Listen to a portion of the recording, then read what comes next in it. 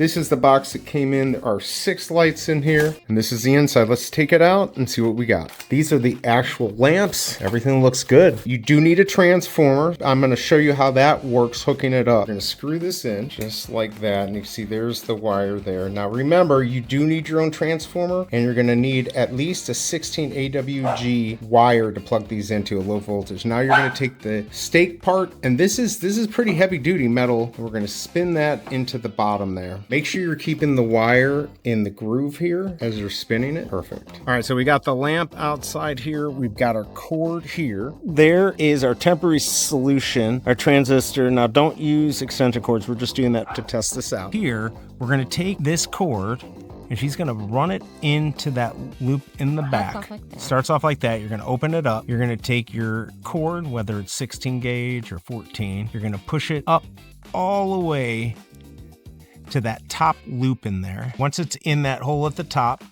you're going to loop it. So it's going to look like that right there. All right, you're going to put it back in, and you can see the pins in there. That's what's going to make the contact with the low voltage. And then you're going to snap it together, and that is going to make the contact.